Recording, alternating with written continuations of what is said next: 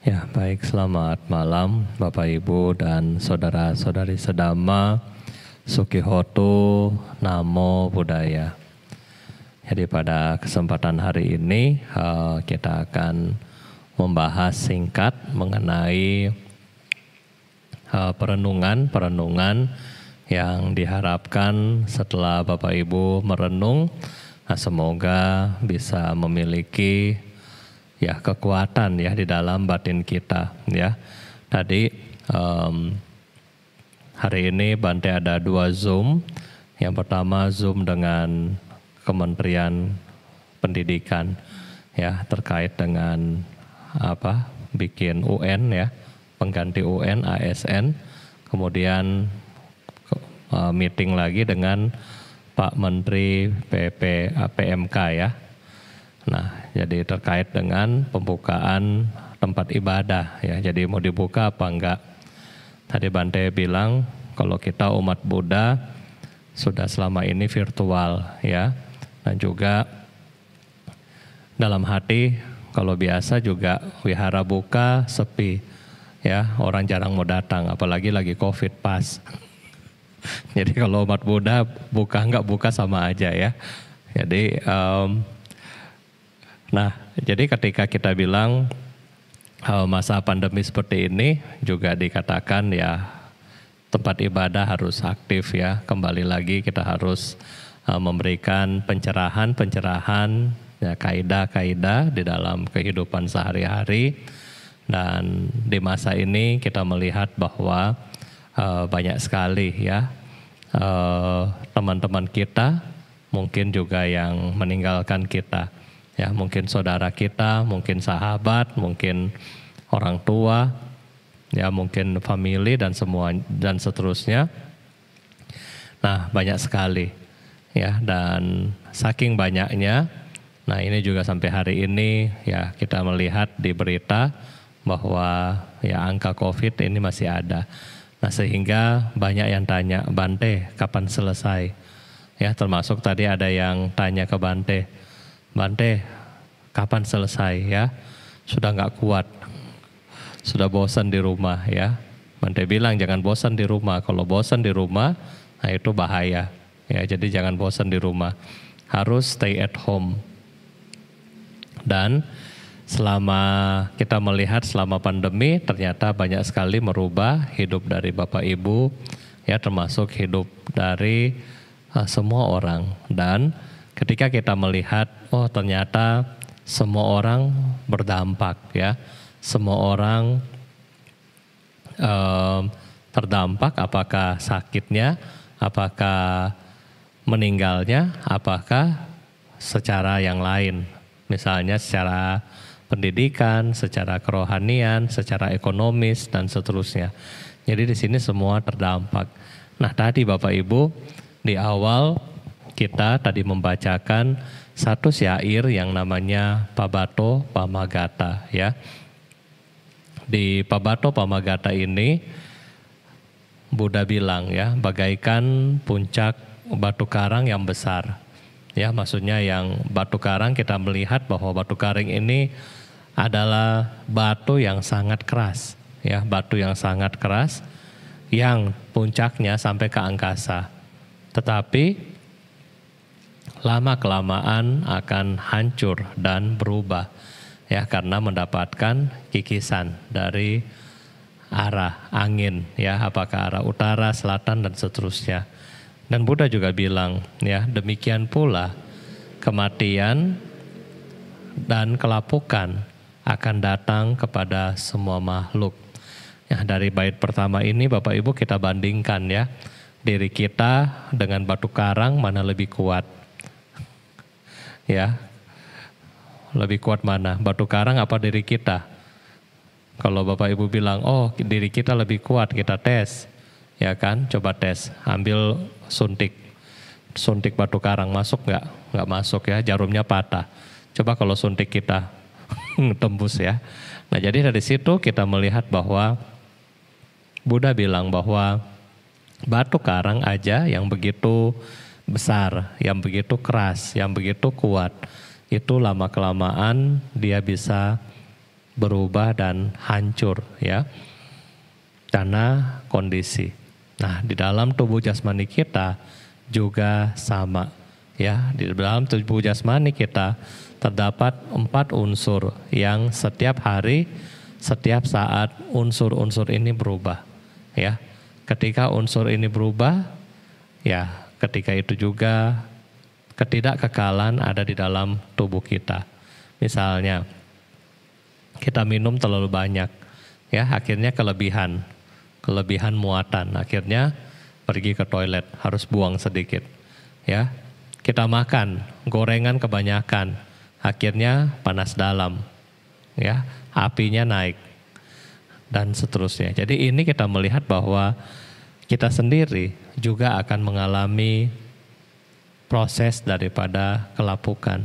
Kita tidak bisa menghindari kelapukan ini, Bapak Ibu. Tidak bisa. Jangan bilang, Bante saya masih muda. Ya kan, mungkin Gyam Loong belum datang ke saya ya. Bante saya masih produktif. Atau mungkin yang lebih seru lagi ya, Bante saya pakai amulet ya. Tetap kena semua ya. Ada juga kemarin di mana bikin masker pakai mantra, tetap juga kena. Jadi namanya kematian akan datang kepada kita anytime ya. Dan yang lebih menyakitkan bahwa mereka datang tanpa kasih tahu ya, tanpa kasih tahu. Kadang-kadang kita melihat seperti teman kita yang di Manado kemarin, tanggal 29 masih WA sama Bante. Bante masih tanya, apa kabar? Masih baik, sudah baik. Ya, nggak sangka-sangka hari Minggu jalan. Nah itu, jadi kita melihat bahwa kematian kita nggak tahu kapan dia dekat sama kita. Nah oleh karena itu, Buddha juga bilang di sini, kematian juga tidak memandang jabatan kita, ya. Oh, karena Anda pejabat, Anda misalnya seorang pejabat tinggi, sehingga nggak kena kematian. Atau Anda seorang jenderal, nggak kena kematian. Anda sebagai seorang bos perusahaan besar, nggak kena kematian. Atau Anda sebagai pengusaha sukses, nggak kena kematian. Ya, semua akan kena. Baik yang dari paling bawah posisinya sampai paling atas, kita semua akan mengalami kematian. Sehingga di sini Buddha bilang, apakah dia satria ya, Brahmana ini maksudnya para rohaniawan kayak kita, kayak Bante gitu, pedagang, pekerja kasa buangan ya, maupun pembersih jalan. Tidak ada seorang pun yang akan terbebas, semuanya pasti mengalami kematian. Nah, jadi Bapak Ibu, kita di sini memiliki satu apa? Satu hal yang pasti. Di dalam hidup kita punya satu hal yang pasti, yaitu kita akan meninggal. Semuanya dari kita. Apakah kita siap? Kita tidak siap. Dia akan datang kepada diri kita. Kalau seandainya biasanya bagi Bapak Ibu yang kerja, ya kan, bos akan kasih tahu, nanti ya besok kumpul. Kita masih dikasih tahu besok kumpul. Yang ujian, nih UTS atau final test nanti ya tanggal segini. Kalau sekarang lagi pada libur anak-anak. Ya, nanti tanggal segini ada tes. Anda siap-siap. Kita sudah bisa prediksi, ya sudah bisa siap. Tetapi kematian nggak ada yang tahu, ya nggak ada yang tahu tentang kematian. Yang kemarin Bante sudah cerita ya, bahwa satu ibu dia cerita ke Bante, dia bilang, lagi lihat Bante dia, ya memang sama-sama di ruangan isolasi, lagi lihat batuk, habis batuk berhenti tuh napas. Langsung bunyi mesin tet gitu. Ya, yang lain lagi tidur enak-enak. Nah, kok sudah nggak bangun? Nah, sudah jalan ternyata. Nah, jadi kita nggak tahu kapan kematian itu akan mengikuti kita, ya. Sehingga di sini, di hari ini, dari dalam Gata juga dibilang bahwa sehingga seorang bijaksana, ya, akan melihat manfaat kebajikan bagi dirinya sendiri. Melihat kebajikan bagi dirinya sendiri. Karena kenapa? Apa yang kita mau bawa? Apa yang kita mau perlu siapkan? Nggak ada. Kalau kita nggak buat kebaikan, kita nggak mempersiapkan bekal untuk kehidupan kita di masa mendatang. Kemarin Bante bahas kembali mengenai Yasa. Ya, Yasa bilang kemarin Sang Buddha bilang kepada Yasa, 2 hal yang akan dibawa oleh manusia dan semua makhluk di dalam kehidupan ini, yaitu apa? Yang berasal daripada dana kata dan sila kata. Ya, yang berasal dari perbuatan pemberian dan juga dari perbuatan melaksanakan moralitas atau sila. 2 ini yang menjamin.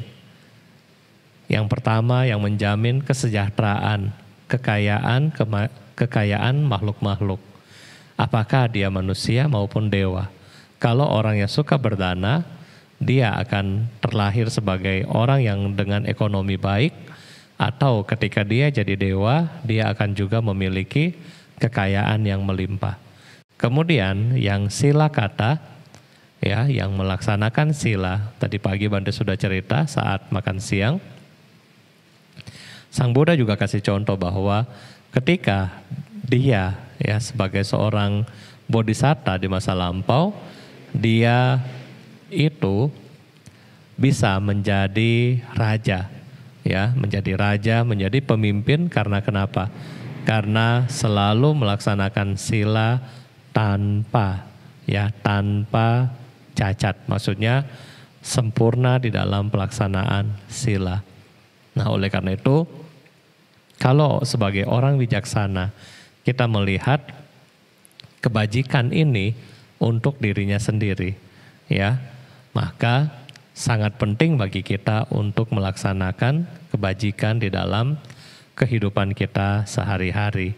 Dan berikutnya adalah mereka yang telah melaksanakan kebajikan akan memperkuat keyakinan kepada Buddha, Dhamma, dan Sangha.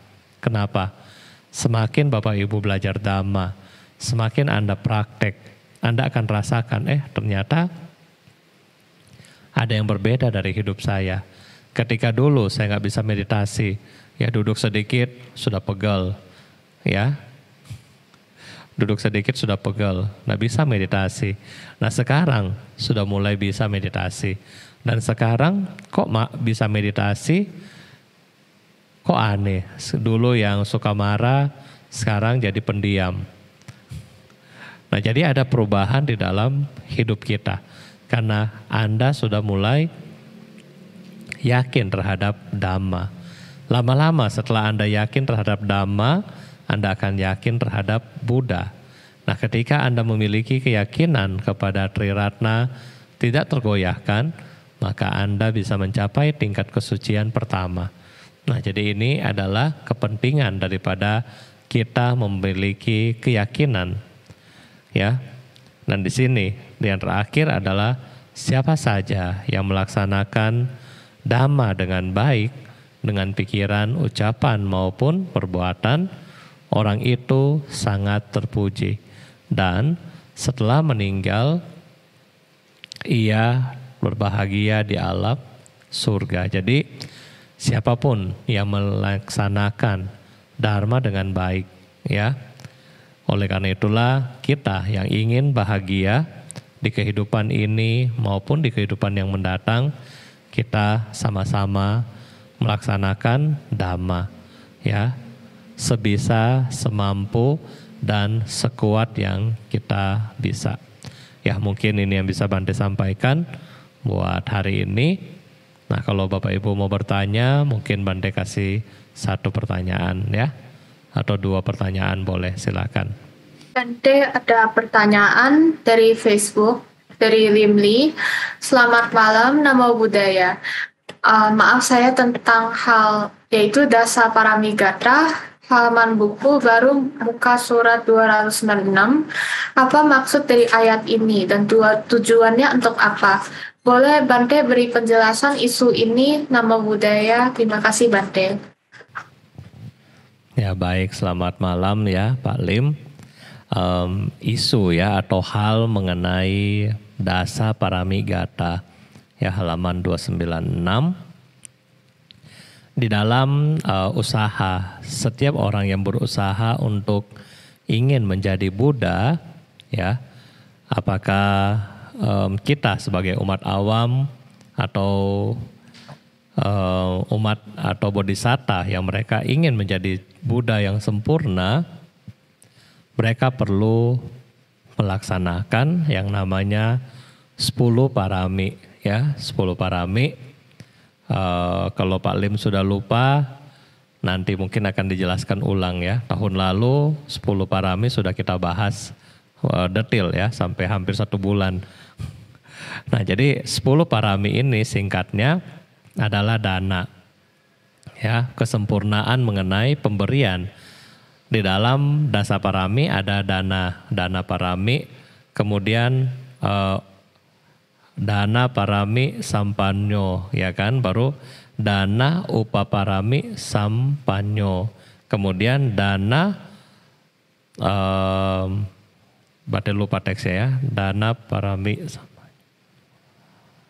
paramata parami sampanyo. Jadi dana yang biasa, dana yang menengah, dan dana yang paling tinggi.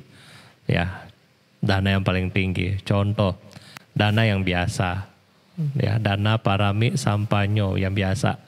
Ketika Anda misalnya memberi kepada orang ya, misalnya Anda memberi dana kepada orang, ya itu dana yang biasa.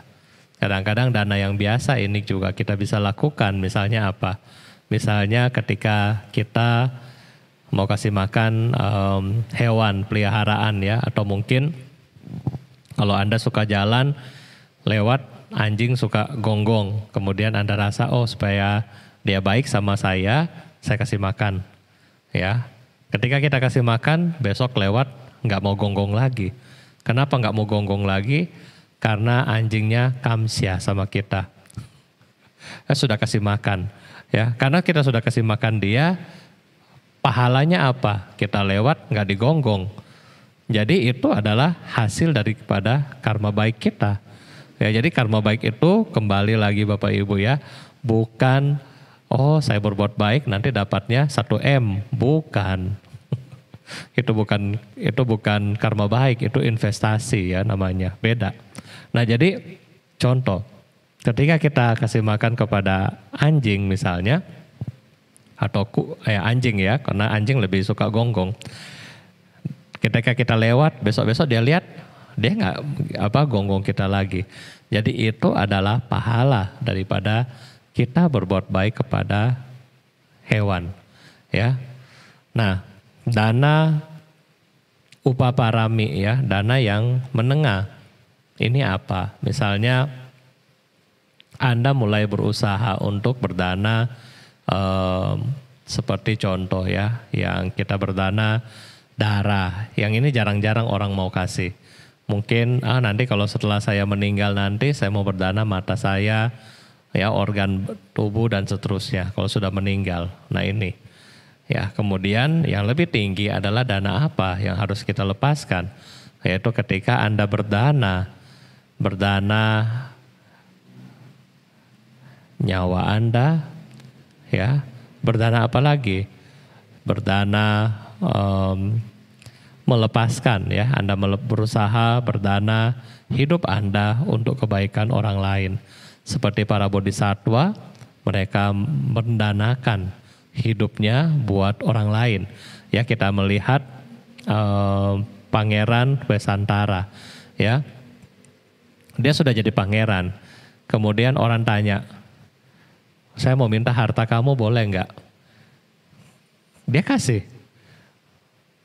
Pangeran saya lagi susah, saya minta uang, pangeran kasih. Pangeran saya susah ya, mau minta sapi, dia kasih.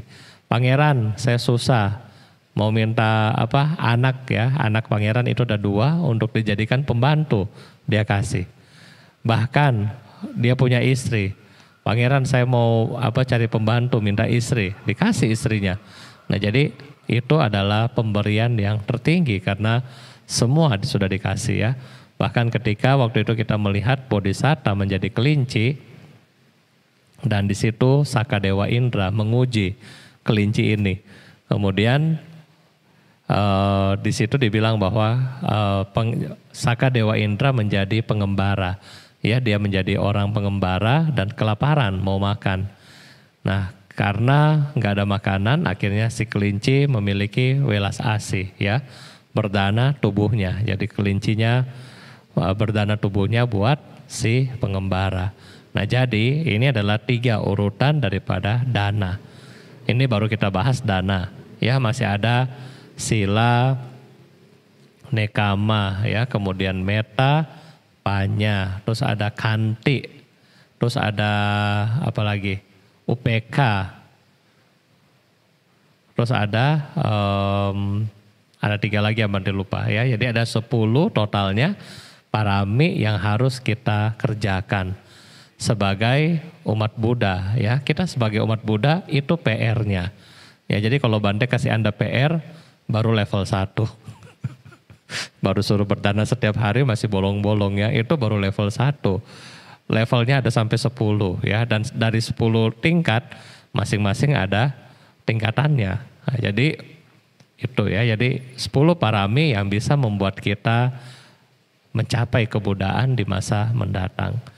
Apakah Anda mau menjadi Buddha atau Anda hanya mau menjadi Paceka Buddha atau Anda mau menjadi arahat, wajib melaksanakan 10 parami. Ya, terima kasih. Lalu Bante ada pertanyaan dari YouTube dari Seni Saleh. Bante susah menghadapi tentang mendengarkan tentang COVID. Apakah COVID tidak bisa lenyap dari muka bumi ini? Terima kasih.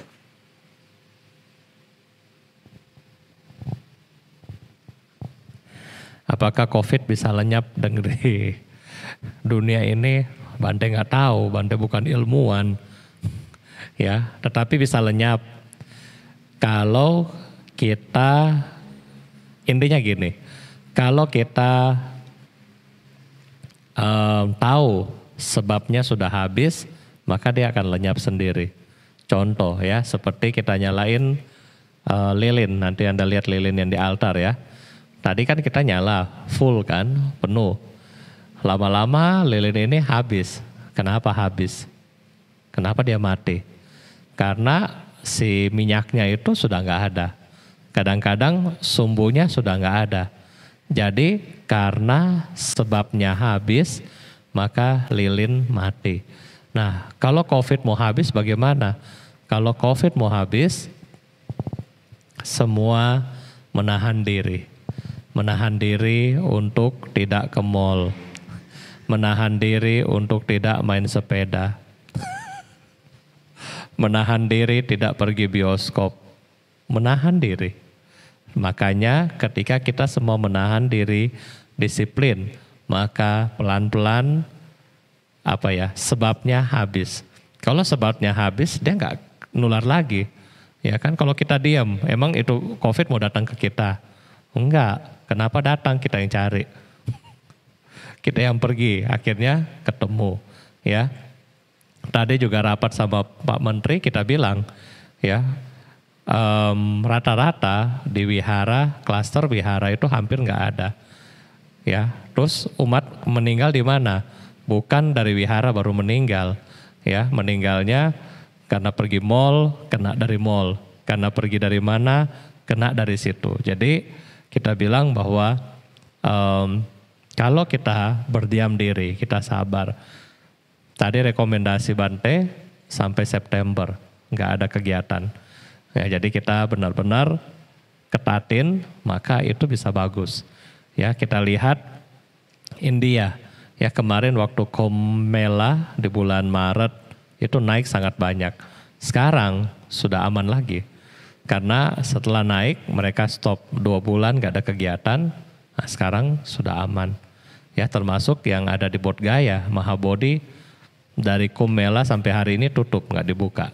Nah, jadi kita lihat, jadi begitu cepat ya. Yang penting kita sabar. Kita sebagai umat Buddha kita harus tahu sebabnya, dan kalau sebabnya sudah habis, maka ini selesai. Ya, kalau kita nggak sabar, ya dia akan lanjut terus menerus. Ya, terima kasih Ciseni. Bante, dari YouTube ada pertanyaan yang ditarik ulang. Pertanyaannya ya agak aneh gitu menurut saya. Ini dari Sketch09 dari YouTube. Selamat malam Bante, untuk kasus remaja saat ini yang saat berpacaran melakukan ciuman agar terlihat romantis, apakah juga melanggar Pancasila Buddhis? Terima kasih Bante.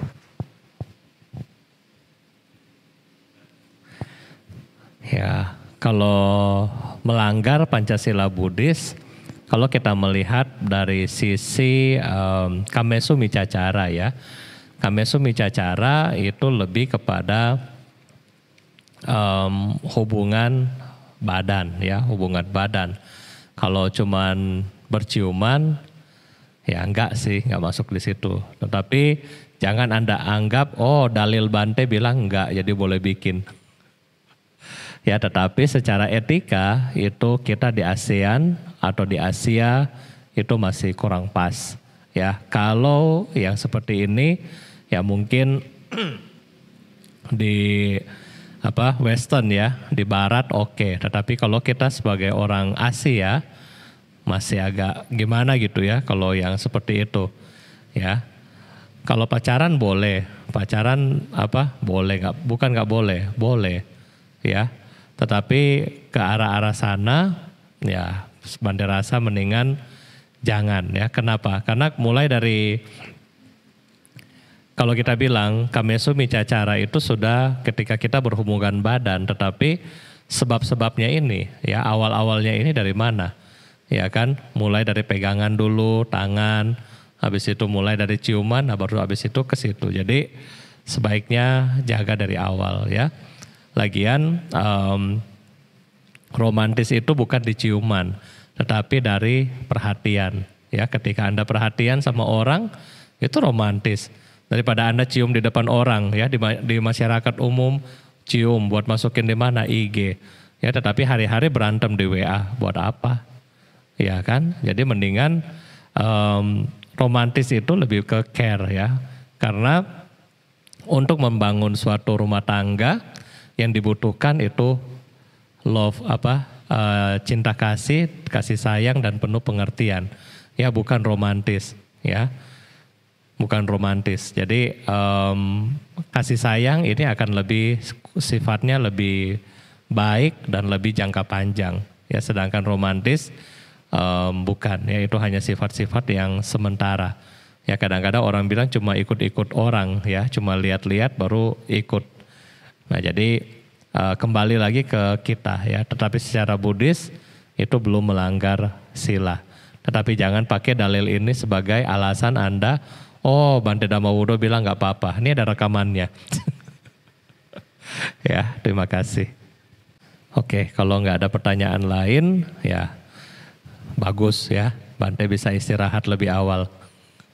Karena hari ini dari jam 2 sampai tadi makanya agak telat, jam 7, setengah 8 masih ada kegiatan dan non-stop karena 2 meeting. Nah, jadi nggak apa-apa ya, nanti besok baru kita mulai lebih panjang lagi. Ya baik, kita bersama-sama Bapak Ibu. Sebelum kita melakukan pelimpahan jasa, Anda mengingat kembali kebajikan-kebajikan yang sudah dilakukan. Kemudian kebajikan yang Anda sudah lakukan di hari ini maupun di hari-hari yang lain Anda kembangkan ya. Kalau dibilang ada suatu istilah yang namanya jasa kebajikan itu dikembangkan ya. Mungkin kalau yang seperti bikin kue itu ditaruh baking soda ya, jadi agak bengkak begitu ya. Nah, pengembangan jasa ini kita namakan doa dedikasi. Jadi mungkin Anda sudah berbuat baik tapi Anda lupa.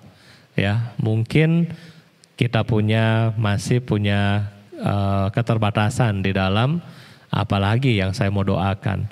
Nah, jadi dari sinilah ada formulasi namanya doa dedikasi yang kita bacakan.